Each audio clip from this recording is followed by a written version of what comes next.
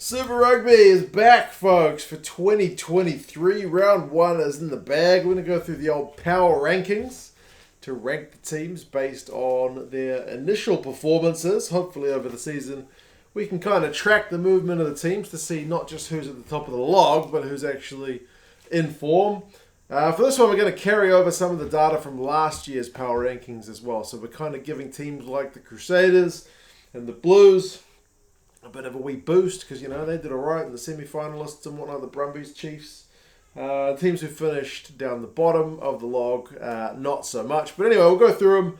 You guys can let us know your thoughts. I thought overall, first impressions of Super Rugby were generally that the on-field stuff was pretty good. But I still feel like a lot of people aren't quite into rugby season just yet down here because the crowds weren't that flash. The Waratahs crowd looked pretty good. A lot of people, I think, have still got cricket on their mind or other sports, but yeah, the on-field product seemed pretty entertaining.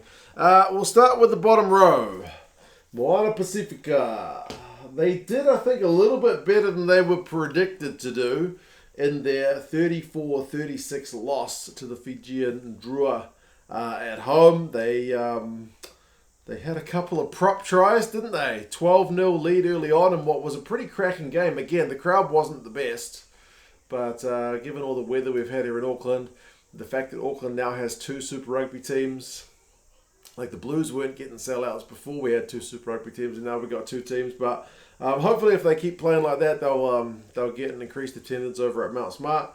26-19 halftime lead, but ended up not being able to hang on. But still encouraging because I think largely Moana Pasifika have kind of been written off by the bookies and all the predictions and whatnot. So we'll see how they go. Next, it's the Rebels. The Rebels went to Perth, their big-time rivals in the Force, and they lost 34-27. Kind of like the Moana Pasifika boys, they had a decent lead. They had an early lead in that game. Gordon got an intercept try. They got a maul try. So 17-3, I think the early lead was. But again, over the course of the 80, not enough for them to hang on. So kind of like Moana Pasifika, I think that's maybe a bit encouraging. But also, I feel like the Force had a lot of changes in personnel. So if there was a time to go to Perth and get a win, maybe that was the game you needed to get it done. And the fact you didn't get it done is discouraging. I don't know. We'll kind of have to wait and see how things play out. The 10th spot goes to the Reds. Now, the Reds... game of 2 halves, eh? I watched the first half of that game before heading off to bed, and the second half was where all the point scoring was at. Jeez Louise. 13 all, I think it was, at halftime. They had a 13-6 lead, the Reds. They got the first couple of points through penalties, 6-0. Then they had the first try of the game. Liner was playing 10, so it was all going on for the Reds, and then they just conceded a truckload of points in that second half. They couldn't catch a trick. I've seen the highlights of it, and yeah, I mean the Hurricanes scored some bloody nice tries, but geez, yeah, Townsville again, not the best crowd, but yeah, first game of the season, so we'll see how they go when they're back at Suncorp.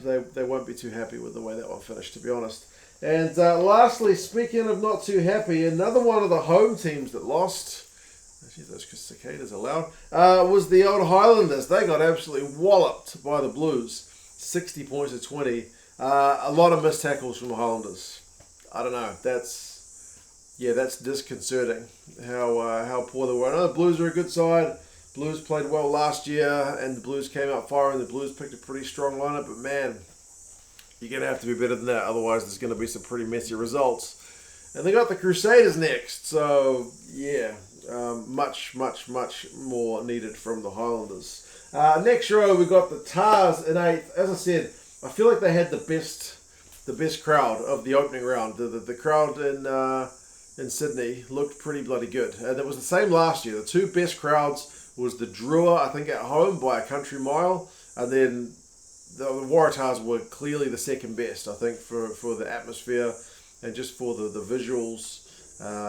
Yeah, they had a great crowd last year as well. So pleasing to see that carry over this year at a different stadium. But yeah, they couldn't quite pull it off for their home crowd. They pushed the Brumbies, man, 25-31. This guy Jorgensen on debut, big talking about him being this kind of 18-year-old guy, some gun winger, scores a couple of tries. So I think he missed a tackle or two, but ultimately encouraging stuff from the Tars, who I think will probably get better as the season goes on, especially if they can keep their home fans supporting them. But yeah, 8th spot for the Tars. Next I got the Drua. They kind of scraped by, but yeah, still some pretty bloody entertaining rugby, and I can't wait for these guys to get back in Fiji. Like last season, I think they had 2 games in Fiji. It's a lot more this year, so that's going to be phenomenal to see. Ikane Very, man, the hooker, gets a couple of tries, including one from distance, which was pretty pleasing. Mussy got a couple of tries on debut as well, so yeah, it took until 77 minutes to get the winner, but they got the winner, so good start to the season for them, although, as I said, kind of a little bit closer than was predicted. The Western Force have got their jersey on because they got a win. As I said, over their rivals. In the Rebels, it was 34-27. They had to come back from 24-13 down at half-time. Thrush got the winner out of retirement on 71 minutes.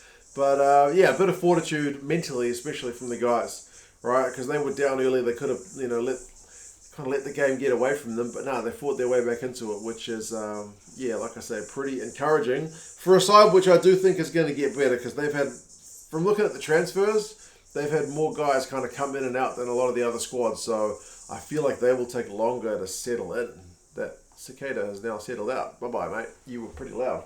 The 5th place team, it's the Crusaders. How long can we expect to see them in the second row? I wouldn't have thought an awfully long time, but they opened the season pretty slow. They didn't look impressive at all against the Chiefs. Now, admittedly, the Chiefs have got a pretty stacked side. But man, uncharacteristic performance from the Crusaders. They just looked a bit flat on attack. They held out the Chiefs for large periods when they had a lead. But once the Chiefs kind of cracked that defence, yeah, they seemed to figure things out. Uncharacteristic missed tackles from a few of the Crusaders guys, Reese and Harvey and Dunshay, and I know Christie makes a ton, but he still missed a few. So, yeah, I can't see the Crusaders doing that again. But man, well done the Chiefs for doing that. But as I think all of us know from experience, nobody's writing off the Crusaders based on one round. So I expect them to go back up. 4th spot, I got the Canes with their big second half performance against the Reds, putting them to the sword. 13 all to 47, 13, 34 unanswered points. That's pretty tidy. So, I mean, some bloody slick tries as well. And Amor looked good off the bench when he came on, didn't he? So, yeah, we'll see. We'll see how they're able to kind of maintain that run of form. But it was certainly a good weekend for the away sides. And that definitely includes the Reds. It also includes the Brumbies, who I mentioned went into Sydney and managed to get themselves a win. I'm a little bit suspect about the Brumbies this year because I'm on the record of saying I'm not a guy that has that much faith in Larkham as a coach. I know he's a phenomenal player when he was, back in his prime, but geez, I've never really liked the sides that he's coached that well. When he was at Munster, their attack I thought kind of looked a bit flat, and the last time he was in charge of the Brumbies, I didn't think they looked that flash. But man, that Muirhead try was amazing. If you haven't seen it, nobody knew it was coming, including Muirhead with a cross kick. He's too busy talking to the touch judge, sees the ball coming, quickly shoves his mouth guard back in his mouth, and still has time to gather it and go over for a try. So pretty crazy stuff. But this guy, what's his name, Toole on the other wing as well, did all right. So yeah, it wasn't just kind of mauling from the Brumbies, which is what I seem to remember from Larkham back in the days. But yeah, 31-25. Starting with an away win. We'll see how they go for the rest of the season.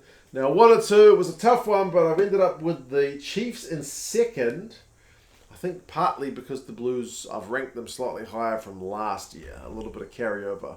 I do think the Chiefs' win over the Crusaders is worth more, despite the fact that it wasn't as big a margin, worth more than the Blues win down in Dunedin, honestly. But carrying over a bit of data from last year, Blues have kind of edged them. So, Chiefs beat the Crusaders 31-10. It's a big win. Some big name players just looked on fire to start the season. Sean Stevenson, Ratima, and Nankivell, a bunch of guys just looked phenomenal. So very, very encouraging stuff from the Chiefs. They are going to be, if not the favourite, second favourite, third favourite for this competition. Yeah, they're going to be a very, very, very tough team to beat. And Blues, like I mentioned, number one, 60 points to 20. I don't think anyone quite saw that margin coming. Mark Talia had 200 run meters in that game, plus a couple of tries and a couple of try assists. 200 run meters. For context, the Rebels in their game had 330 as a whole team. So 200 for one dude is pretty good. Like the Highlanders had 400 odd. So yeah, Mark Talia was just on absolute fire. Very, very fun to watch. Bodie seems to have been doing this kicking practice. So yeah, that's encouraging for the Blues. We'll see if they're kind of able to maintain that form that they had last year. But yeah, like I said, the Chiefs, I think in terms of an individual performance, is probably the one of the round. Blues one is certainly not one to be sniffed at. But yeah, there was a few good games. I thought the quality rugby on display was pretty good. And hopefully we can bump up some of these numbers for the crowd attendance. I know we've got the Super Round on the horizon, which is going to be a lot of expats in Melbourne, I would imagine, filling out some of the Melbourne rectangular stadium seats. And then I am really, really looking forward to, I think it's the Crusaders travelling to Fiji for that first game at Churchill Park. I reckon that's going to be one to watch. And also encouraged, as I said, by the Waratahs attendance. That's great for a great sign for Aussie rugby, basically. But anyway, you guys let us know your thoughts on the games, on the rankings. How would you have them? And yeah, I'll talk to you guys again soon.